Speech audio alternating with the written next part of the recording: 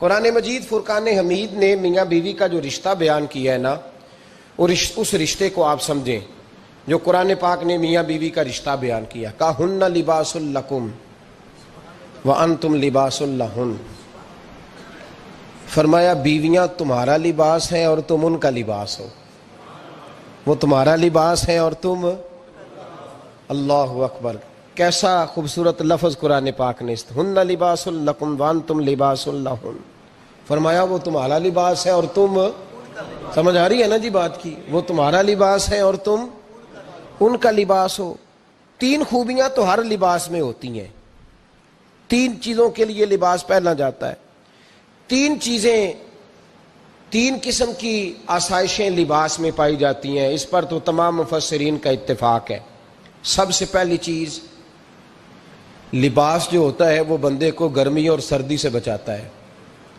سخت سردی میں لباس لے لیں تو بندہ سردی سے بچ جاتا ہے. اس کا مطلب یہ ہوا کہ میاں بیوی ایک دوسرے کا لباس ہیں. اگر بیوی کی طرف کوئی تکلیف آتی ہے تو میاں اس کو بچاتا ہے، اور اگر میاں کی طرف کوئی تکلیف آتی ہے تو عورت اس کو بچاتی ہے. میاں بیوی ایک دوسرے کا لباس ہے. لباس کیا کرتا ہے؟ لباس آدمی کے عیب چھپاتا ہے. اس کے وجود پر کتنے دھبے ہیں، کتنے نشان ہیں، وہ سارے چھپا لیتا ہے لباس. میاں بیوی ایک دوسرے کے عیب چھپانے والے ہوتے ہیں. عیب بتانے والے، رونا رونے والے نہیں ہوتے کہ بی بی جب بھی میکے گئی اس نے جا کے رونا شروع کر دیا. اتنی میں تانگو دوسرا ہے ہی کوئی نہیں. اور خامد صاحب جب بھی ملے انہوں نے ایک ہی راگ الاپنا شروع کر دیا کہ میری کیا بات تھی، مجھے مل کیا گیا ہے، میں کیا تھا، میرے ساتھ ہوا کیا ہے. تو لباس ہیں، ایک دوسرے کا عیب چھپائیں گے. بولیے، ایک دوسرے کا عیب چھپائیں گے، ایک دوسرے کی غلطیوں کی پردہ پوشی کریں گے. اور تیسرا، لباس کا کیا مقصد ہوتا ہے؟ لباس شخصیت کا آئینہ دار ہوتا ہے. لباس آدمی کی اچھی اور خوبصورت طبیعت کا حصہ ہوتا ہے. جو لباس ہوتا ہے وہ انسان کو زینت بخشتا ہے، خوبصورت کر دیتا ہے. داڑھی والا آدمی ننگے سر پھرے تو خوبصورت نہیں لگتا. ٹوپی پہن لے تو بڑا پیارا لگتا ہے. ٹوپی پہنے تو بڑا، اور اگر امامہ باندھ لے تو نور نالا نور ہونا شروع ہو جاتا ہے. اللہ کرے آپ خوش ہو جائیں، آمین تو کہہ دیں. اور اللہ کرے فجر کی نماز آپ امامہ باندھ کے پڑھ لیں، آمین تو کہیں. چلو کونی جنہ دی داڑھی نہیں انہوں نے رکھنی چاہیے، جنہ دی نہیں انہوں نے. موضوع نہیں تھا پر ہماری بھی مجبوری ہے، داڑھی آ ہی جاتی ہے، ہر موضوع میں شامل ہو جاتی، رکھنی چاہیے. سب یاد رکھیں، لباس آدمی کو زینت دیتا ہے. قرآن مجید کے لفظوں پہ غور کرو. اگر تو شادی کے بعد بیوی کے آنے کی وجہ سے خامد کو سکون نہیں ملا تو اس کا مطلب ہے اس نے گھر کو زینت نہیں دی. اور اگر شادی کے بعد اس بچی کو تحفظ نہیں ملا، اس کو اپنے گھر کے اندر سکون نہیں ملا، تو اس کا مطلب ہے خامد نے اسے زینت، اس لباس نے زینت نہیں دی. میاں بیوی ایک دوسرے کا لباس ہے. اس مقدس رشتے کو اسلام نے باندھا، اور لباس کہہ کے باندھا. میرے رسول کریم علیہ الصلاۃ والسلام نے پہلے تو خارجی لوگوں کو منع کیا ہے. میری ذاتی رائے یہ ہے کہ میاں بیوی کی ذاتی لڑائی کوئی بھی نہیں ہوتی. ذاتی لڑائی، میری باتوں کی سمجھ تو آ رہی ہے نا آپ دوستوں؟ کوئی نہیں آ رہی؟ اللہ جزا دے. آپ میاں بیوی کی ذاتی لڑائی کوئی نہیں ہوتی. ہوتا پتہ کیا ہے؟ لڑکے سے پوچھیں کہ بتائیں جناب کیا حال ہے، تو کہتے ہیں بیوی میری صحیح ہے، اس کے گھر والے نہیں صحیح. سنا ہے آپ نے بھی کبھی یہ لفظ؟ تو اسی طریقے سے اگر لڑکی سے پوچھیں کہ تیرا کیا حال ہے تو کہتی ہے خامن تو میرا دھیان رکھتا ہے، اس کی اماں نہیں خیال رکھنے دیتی. تو لڑائی جو ہوتی ہے وہ تیسرے آدمی کی وجہ سے ہوتی ہے. تیری اماں آئی تھی تو اس طرح کہہ گئی، تو تیرا بھائی آ گیا تھا تو وہ یہ کہہ گیا، تیسرے فرد کی وجہ سے. میرے نبی کریم علیہ الصلاۃ والسلام نے تیسرے بندے کو سمجھایا ہے، تیسرے فرد کو حضور نے سمجھایا ہے. نبی پاک علیہ الصلاۃ والسلام نے فرمایا خبردار، ماں، بھائی، بیٹا، باپ سارے لحاظ کریں، بسنے دیں میاں بیوی کو. اگر شادی کر دیا تو ان کو سکون سے رہنے دو.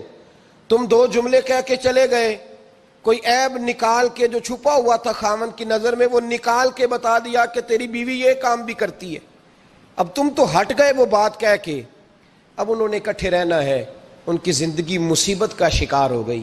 آزمائش میں آ گئے وہ دونوں، ساری زندگی کڑتے رہے، ایک عیب نکال کے لڑکی کے گھر والے لڑکے کا اسے بتا کے چلے گئے تیرے خامد میں یہ عیب پایا جاتا ہے، وہ ساری زندگی کڑتے رہیں گے، تکلیف میں رہیں گے، انہوں نے تو کٹھے رہنا ہے۔ بتانے والا چلا گیا، میرے رسول کریم صلی اللہ علیہ وسلم فرماتے ہیں لعنتی ہے وہ شخص، لعنتی ہے وہ شخص۔ یا رسول اللہ کون سا؟ فرمایا جو بیوی کو مرد کے خلاف اکساتا ہے اور مرد کو بیوی کے خلاف اکساتا ہے، وہ لعنتی ہے، ملعون ہے، رحمت الہی سے دور ہے وہ شخص۔ انہیں قریب کرنے کی کوشش کر، تو ان کے اندر محبت پیدا کرنے کی کوشش کر۔ میرے نبی کریم علیہ الصلوۃ والسلام نے جب حضرت سیدہ فاطمہ الزہرا رضی اللہ تعالی عنہا اور جناب سیدنا علی المرتضیٰ رضی اللہ تعالی عنہ کی شادی کی تو نبی پاک نے دونوں کے سر جوڑے اور دونوں کے درمیان محبت کی دعا فرمائی، دونوں کے درمیان محبت کی دعا فرمائی۔ اور نبی پاک صلی اللہ علیہ وسلم حضرت فاطمہ کے سامنے جناب علی کے فضائل بیان فرماتے، اور جناب علی آتے تو نبی پاک فرماتے فاطمہ تو میرے وجود کا حصہ ہے، وہ تو میرے جگر کا ٹکڑا ہے۔ تو ان دونوں کے درمیان الفت پیدا، یہ سب سے پہلے تو خارجی لوگ اس بات کا خیال کریں، سب سے پہلے تو خارجی لوگ خیال کریں، توجہ دیں کہ ان کو بکھرنے سے بچائیں۔ اب میاں بیوی بھی سمجھ لیں کہ ہماری ذمہ داریاں کیا ہیں۔ مسند امام احمد بن حنبل میں حضرت ابو درداء رضی اللہ تعالیٰ عنہ سے حدیث مروی ہے، نبی کریم صلی اللہ علیہ وسلم کی بارگاہ میں ایک خاتون نے آ کے عرض کیا یا رسول اللہ صلی اللہ علیہ وسلم مجھے بتلائیے خامن کا حق کیا ہے۔ یہ جو حدیث سنانے لگا ہوں نا، یہ بیٹی کو سنانی ہے، جا کے یہ ٹیلی فون کر کے بہن کو سنانی ہے، صرف بیوی کو سنانے کی نہیں ہوتی یہ چیزیں۔ یہ حدیث بیٹی کو سمجھائیں، بہن کو سمجھائیں، ان لوگوں کو سمجھائیں تاکہ، اور یہ یاد رکھیں خاوند کے حقوق اگر بچی کے گھر والے اسے سکھائیں نا تو اس کی سمجھ میں جلدی آ جائیں گے، اور بیوی کے حقوق اگر خاوند کے گھر والے اس کو سمجھائیں تو اس کی سمجھ میں بات جلدی آئے گی، وہ خیر خواہ سمجھتے ہیں اپنے رشتہ داروں۔ یہ والی حدیثیں ان لوگوں کو سنانی چاہیے جن لوگوں کا بچہ ہے یا بچی ہے، متعلقہ آدمی حقوق بیان کرے۔ جب متبادل چیز کسی کے سامنے آتی ہے تو وہ کئی دفعہ سمجھتے ہیں کہ خلوص اس میں پورا نہیں پایا جاتا۔ حضرت ابو درداء رضی اللہ تعالیٰ عنہ فرماتے ہیں ایک خاتون حضور کی بارگاہ میں آئی، عرض کرنے لگی یا رسول اللہ صلی اللہ علیہ وسلم میں نکاح کرنا چاہتی ہوں، شادی کرنا چاہتی ہوں، مجھے بتلائیے خاوند کا حق کیا ہے، اگر تو میں ادا کر سکتی ہوں تو میں نکاح کروں ورنہ میں اس کام سے بچوں۔ میرے نبی کریم علیہ الصلوۃ والسلام نے فرمایا بی بی اگر خاوند کے ناک سے رینٹ نکلے، ریشہ نکلے